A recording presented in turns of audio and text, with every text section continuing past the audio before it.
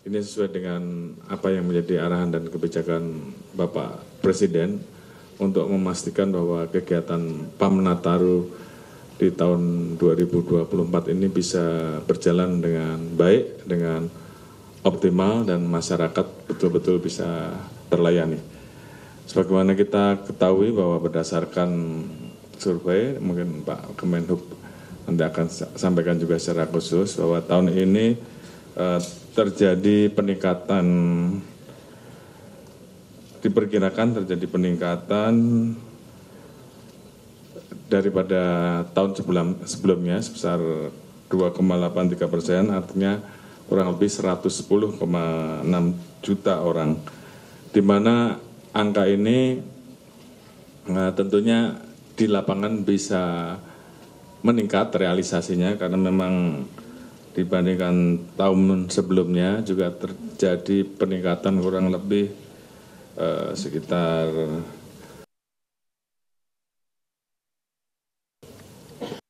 atau kurang lebih 17% daripada hasil survei, sehingga kemudian tentunya seluruh jajaran kita minta untuk melaksanakan kesiapan pengamanan Nataru dengan sebaik-baiknya.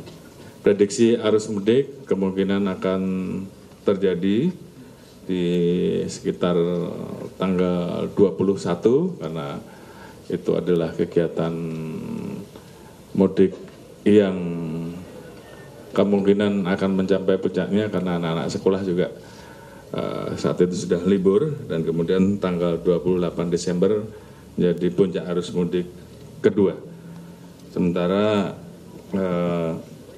tentunya kita tahu bahwa kegiatan PAM Nataru tentunya adalah gabungan dari berbagai macam pengamanan, baik pengamanan yang terkait dengan masyarakat yang akan melaksanakan mudik dan balik, demikian juga pengamanan terhadap masyarakat yang akan melaksanakan kegiatan ibadah pada saat malam Natal dan juga pada saat Natal, dan puncaknya nanti pada saat malam pergantian tahun baru, maka akan terjadi kegiatan masyarakat yang bersama-sama akan melaksanakan kegiatan lepas tahun. Di situ juga tentu banyak juga masyarakat yang melaksanakan kegiatan berlibur ke tempat wisata. Di satu sisi juga di situ juga ada berbagai macam kegiatan yang dilaksanakan oleh masyarakat, termasuk juga kegiatan ibadah baik di gereja maupun masjid. Jadi itu tentunya menjadi puncak rangkaian kegiatan. Oleh karena itu TNI, Polri, dan seluruh bergabung bersama menyiapkan 2.794 posko terdiri dari 1.852 pos PAM, 735 pos pelayanan, dan 207 pos terpadu untuk mengamankan 61.452 objek pengamanan, diantaranya gereja, pusat perbelanjaan, terminal, stasiun, pelabuhan, bandara, objek wisata maupun objek perayaan Tahun Baru. Tentunya dengan penggelaran personil dan seluruh stakeholder terkait yang ada, kita harapkan bahwa perayaan dan pengamanan Nataru tahun 2024 ini betul-betul bisa berjalan dengan baik dan masyarakat betul-betul bisa terlayani. Mungkin itu yang bisa kami sampaikan. Terima kasih. Wassalamualaikum warahmatullahi wabarakatuh.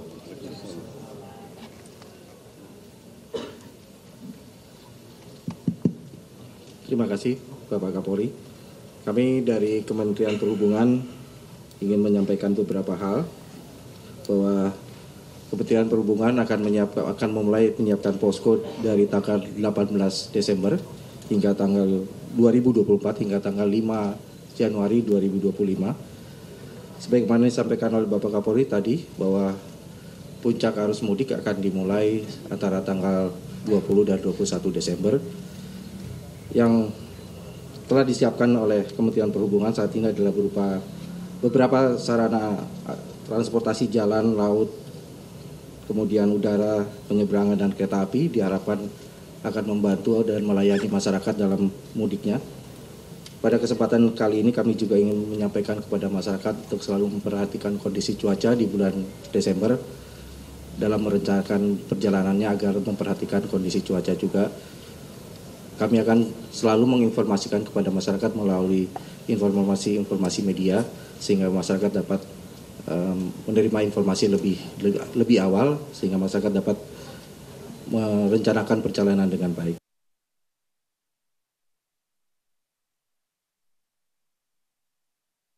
Dan komunikasi media kami dengan masyarakat. Terima kasih. Assalamualaikum warahmatullahi wabarakatuh. Yang terhormat Kapolri dan para menteri, untuk mendukung kesiapan pengamanan Natal dan Tahun Baru, TNI menyiapkan 80.000 personil bantuan kepada Polri yang terdiri dari personil Angkatan Darat, Laut, dan Udara. Selain personil, TNI menyiapkan transportasi darat seperti truk, kemudian udara kita siapkan 37 Hercules, Kasa dan CN, kemudian juga helikopter. Demikian.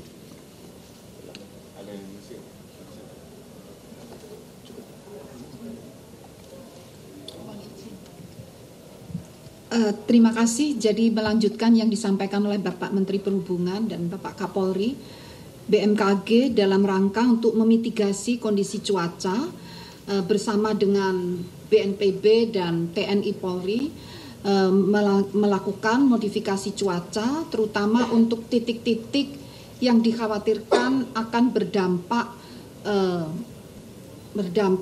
potensi bencana. Dan selain itu sekali lagi kami mohon terus memonitor perkembangan informasi cuaca karena dari perakiraan dan prediksi kami menjelang Nataru hingga sekitar tanggal 9 Januari di beberapa wilayah terutama yang di jalur mudik juga mengalami peningkatan eskalasi cuaca. Namun terus saja memonitor perkembangan informasi terutama dari aplikasi info BMKG yang juga terintegrasi dengan aplikasi yang ada di jalur mudik agar dapat merencanakan perjalanan dengan insya Allah aman dan nyaman. Terima kasih.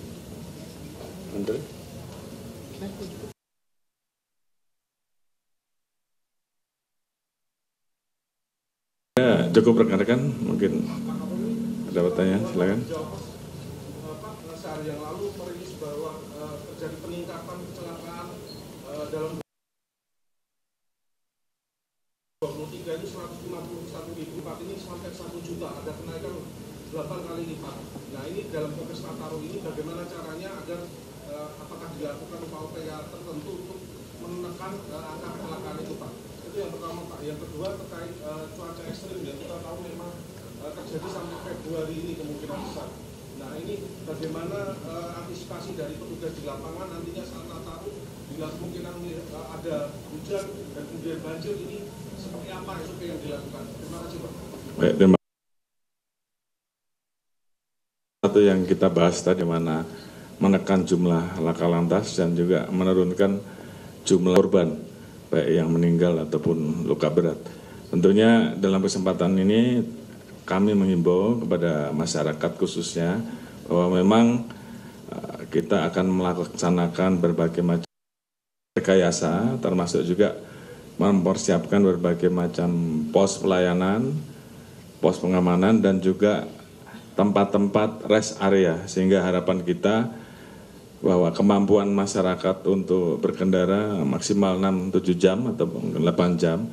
Setelah itu kita harapkan apabila memang capek segera untuk melaksanakan istirahat, sudah kita siapkan tempat-tempatnya.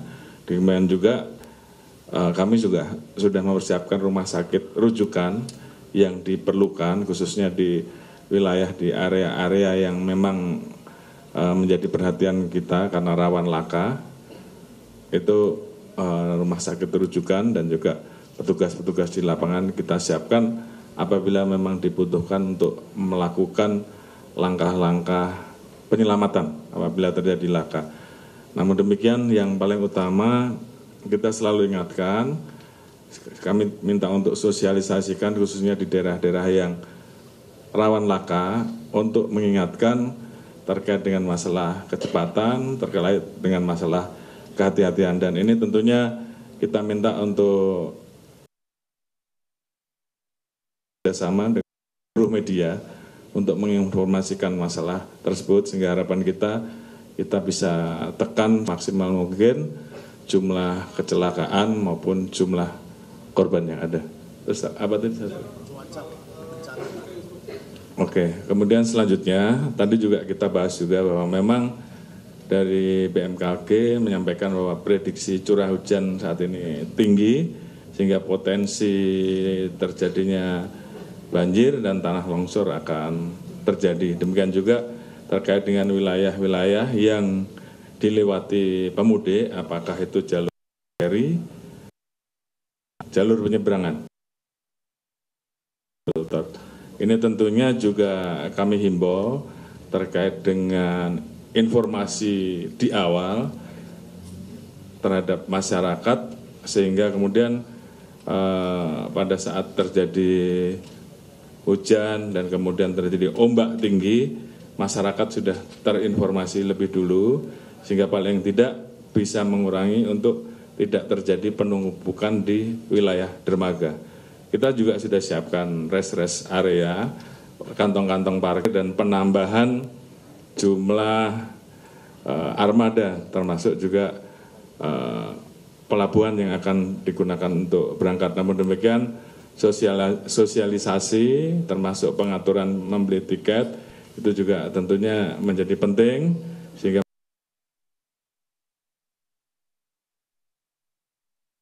kita siapkan baik dari Basarnas, dari TNI, dari kepolisian. Ada potensi-potensi bencana, kita bisa melakukan langkah survival dengan secepat mungkin, termasuk juga di pos-pos pelayanan terpadu yang ada. Itu juga kita siapkan. Mungkin itu, terima kasih. Jenderal, izin Jenderal, satu lagi Jenderal.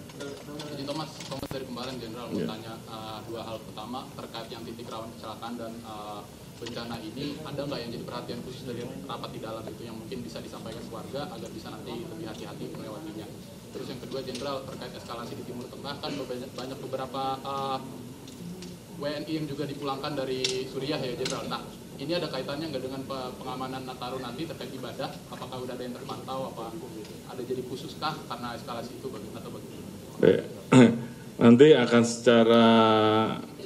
setelah ini akan dilaksanakan rakor lanjutan, dan tadi sudah kita perintahkan untuk titik-titik yang menjadi rawan kemacetan, rawan laka, diinformasikan melalui media online, media mainstream dari rekan-rekan, dan juga media sosial, juga NTMC, RTMC yang kita miliki. Ini supaya termasuk juga kerjasama dengan stasiun, TV, radio, semua bisa terinformasi. Kemudian tentunya kita mewaspadai pengamanan pada saat malam perayaan Natal dan Natal. Karena itu tentunya seluruh personil pengamanan, baik yang uniform maupun non-uniform dan teman-teman dari Densus tentunya akan bekerja sama dengan BIN, kerjasama dengan BAIS, BNPT untuk melaksanakan pengamanan secara lebih optimal. Mudah-mudahan semuanya bisa terkendali. Demikian, terima kasih. Wassalamualaikum warahmatullahi wabarakatuh.